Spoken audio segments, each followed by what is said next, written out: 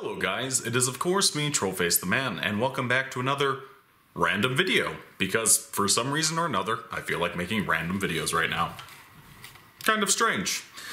Today's video is converting these little tea light candles, you can usually get them 2 for $1 here in America, to being like a little emergency road flares for use at night. LED road flares, obviously. I was thinking about the type of stuff you would have in an emergency kit, and one of the things is, like in a vehicle, one of the things is flares. So that way, in case you get disabled on the side of the road or something, you're able to drop a couple of flares down the road and just basically let people know, hey, caution, there's a vehicle here. Especially if your battery dies and you don't have any type of lights to, like hazards to let people know.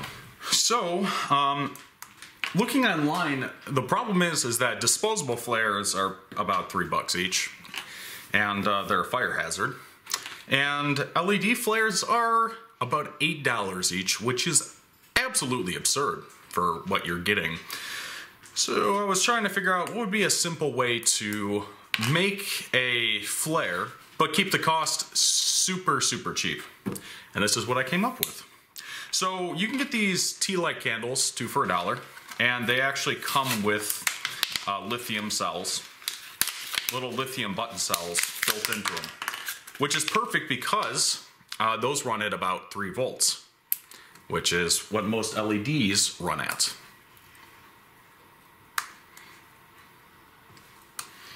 So the basic idea I had for this is, what if you just take the LED in these little candles and you swap them out with a different LED?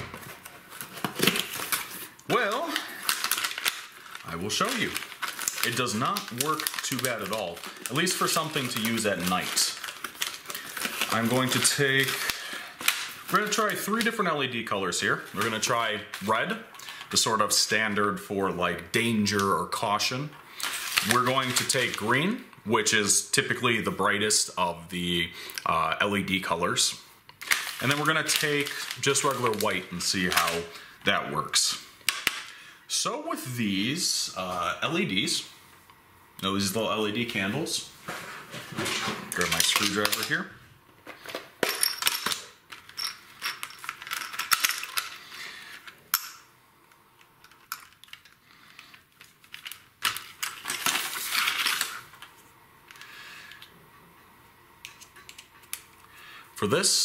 For these ones specifically, every one of these might be a little bit different, but this is about as basic as you get, and this seems to be a common style for these candles because of how simple it is. Pop off the back, pop out the battery, and you'll see actually one of the leads for the LED right here. The funny thing is that this has literally a lead for an LED on the top of the battery, and then a lead for the LED being held by this switch, and then the switch just pushes the lead in contact. Very simple design.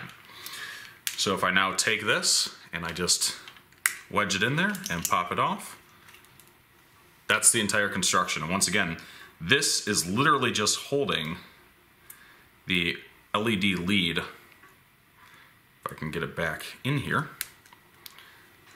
like that, and then moving it closer when you switch it on and off to touch the side of the battery. Super simple construction. Now these specific LED candles have the flicker LEDs in them, so those might be worth holding on to if you wanted to use them for another project. Let's try the red LEDs first.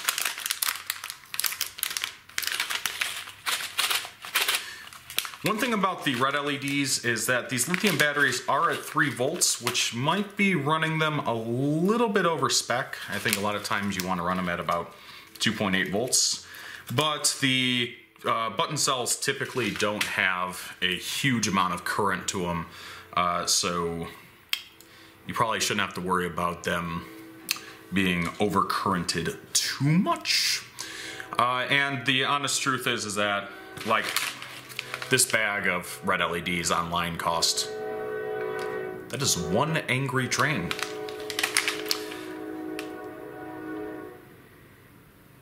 This whole bag of LEDs online costs like $2, so not very expensive at all.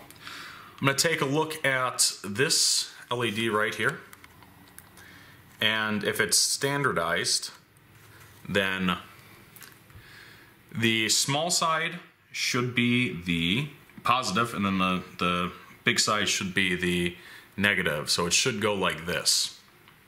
So what I'm going to do is try and approximate the shape of this LED with this one right here. Oh, making sure that the positive and the negative are the right way. Now, one thing is that sometimes that is actually different. Don't rely on that as an always surefire indicator, because I have had LEDs that have the exact opposite true of them. So basically like this, and then like this, and then I'm going to cut off the excess here.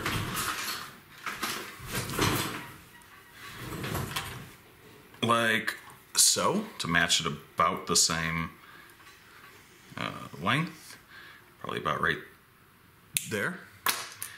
And now we have a matched up LED. So in theory, we should be able to take this and just poke it back through the hole here, like so, and make sure that we have it. You can see that there's a little hole in the switch that holds the other lead. And then pop it right back in there like that. So this and the bottom for the battery actually should be folded up a little bit more. And then in theory we should have a successfully modified light. And there actually is a little silicon candle top diffuser on here. You could take that off if you wanted to. I prefer to leave it on though, because it actually lets it provide some waterproofing. So yeah, I actually like that. So this little piece of plastic goes on top of the switch to hold it down. So if you just line everything up, like you can see there's a little cutout right here, and then pop it back together.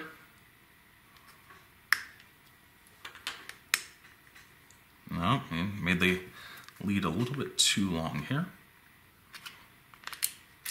What's happening is it's not going all the way back like it should.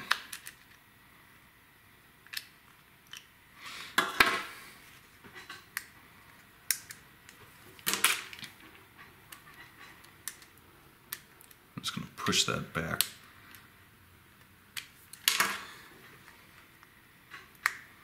Yeah, the lead's a little bit too long, so I'm going to cut just the slightest little bit off of there.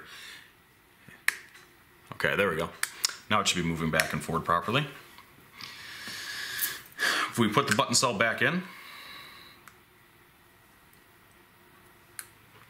looks like it's working. So if I pop that back on, and then put the screw back in place,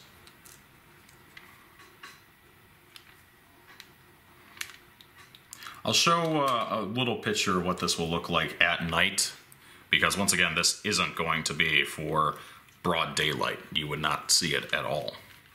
But like I said, if it's pitch black out and at a distance, you should be able to see the little red light glowing. Let me turn off these lights and I'll give a little example of the brightness right now.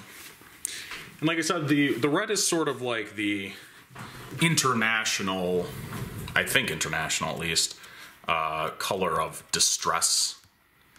So having this out, a bunch of them, especially in a line like around a vehicle, should at least let drivers know, hey, caution in this area. So I am going to do the modification now. Might get pretty washed out here for a second. So I had to open up the aperture. I'm going to just do the other ones, the white and green ones, off camera and then come back, because it's just going to be the same exact procedure, and we'll see how those look compared to each other. Alright, I have changed the other LEDs out too, and to be honest, doing so only took about 30 seconds each without having to record on camera. Ooh, very Christmassy. So one way to get some Christmas themed candles, you know, I should do a video on how to convert regular LEDs into flicker LEDs too. That'd be a good one. Maybe I'll do that later tonight. Anyways, so you can see this is the red one, this is the green one, and this is the white one. The green and white are brighter than the red, but the funny part is that the green and white LEDs are actually going to be consuming a lot less current than this red one, because the red one's meant to run at lower voltage. These are actually meant to run at about 3.4 volts tops, and they're only being run at about 3, which means that they're actually drawing a measly amount of current. This is probably drawing 20, 30 milliamps.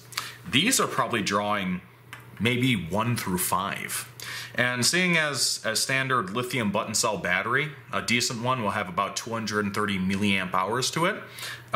These ones being especially cheap, let's say have 100 milliamp hours. That still means at about 5 milliamp hour draw for these lights that you're going to get 20 hours worth of battery life.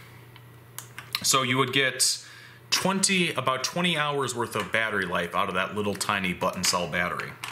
In there. This one is going to be significantly less because the red, even though if it's not as bright, is going to be drawing a lot more current. I'm not saying that getting like regular high brightness, high visibility, emergency LED flares is a bad idea. Because if you can afford them, then they're definitely going to be brighter than this. They're probably going to last longer and they're going to be more durable. But, I mean, this is better than nothing. Even if you're, let's say, for example, camping and you get lost and you want some type of light as an indicator to where you might be if somebody's searching for you, having a couple of these on hand to stick up someplace high near your campsite, also not a bad idea.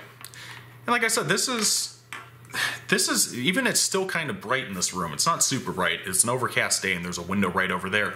But like, they're fairly bright. I can see them just fine, and at night, it's going to be much better, which, like I said, I will go out and I will take a few pictures to show exactly how these look at night. And the thing is, I don't know. Green flares, is there anything illegal about that? Like, if I were to drop a green flare, because you see red and yellow, but green flares behind a vehicle, because you can see, like I said, it's very bright. Very bright. Green flares behind a vehicle, though, would you get in trouble for that? I don't think so. Anyways, let's go ahead and take a look to see how these look outside.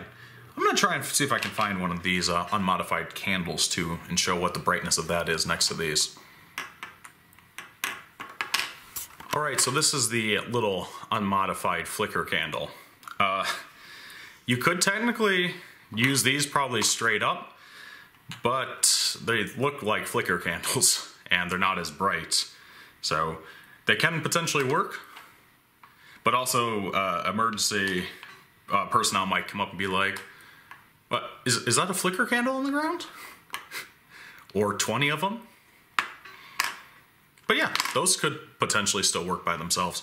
Also, this can work as a if you were doing something like camping and if it was dark, you could potentially use this as a little light to read by. Let me change the exposure to be realistic brightness. So yeah, I'd say that's about realistic. I'm holding this about a foot and so back, so if you were to have one of these, you can definitely read by them. And like I said, if they're drawing 5 milliamps, which I'd be surprised. I think it's actually going to be more between like 1 and 3, but if it was drawing about 5 milliamps, that's 20 hours worth of battery life, and then if it's drawing 1 milliamp, that's about 100 hours worth of battery life with a cheap 100 milliamp hour button cell. And a lot of the good button cells would have about 230 milliamps, which means potentially twice or more of the longevity. Yeah.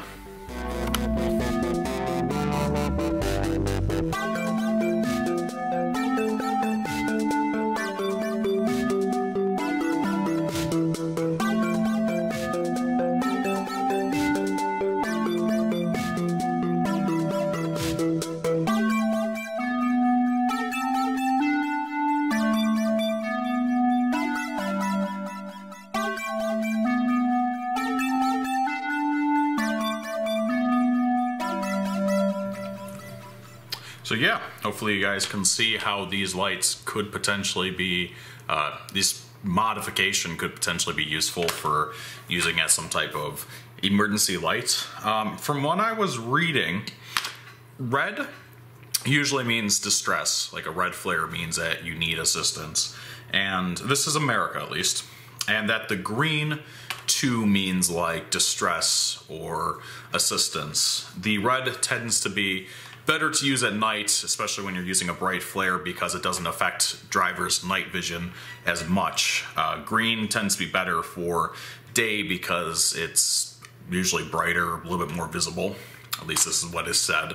White tends to mean general collision, from my understanding. Then yellow just means caution. Once again, if you did use a yellow though, you probably wouldn't want to use the flickering one. You'd probably want to install just a regular yellow LED in there. But the problem with them, the yellows and reds just aren't anywhere near as bright as the whites or the greens. So if you did make one of these, I would suggest probably going with green. Keep in mind that these will only really work in a dark road, a dark environment, and they'll only be visible from a distance. If somebody gets too close with like headlights, they're obviously not going to be super easy to see. They're not going to work very well under like super bright street lights or lamps or anything like that. But if you're in the middle of nowhere, it's dark, and you want to give a visible indication that something's going on up the road, putting a couple of these behind your vehicle, especially if you don't have your hazards or whatever working, can give a very, very early on indication that something's going on up there. It's still not a bad idea for if you are going to be in an area where it's not going to be super visible, like under a street light or during the day, because these obviously won't work during the day, having some extra actual regular flares on hand, or if you wanted to shell out for the LED flares. But to be honest, even those ones I don't think are going to work terribly well under like a full street lights or during the day, because from what I've seen, they aren't really much brighter than these, most of them. So yeah. Anyways, guys, thank you very much for watching. If you enjoyed this video, please remember to hit that like button, to subscribe if you haven't already, and to drop me a comment. I really do appreciate it, and I try to read every comment that I get and respond to it if appropriate. Anyways, guys, thank you very much for watching, and bye! By the way, just waving bye. Probably can't really see it because it's dark, but here. Bye!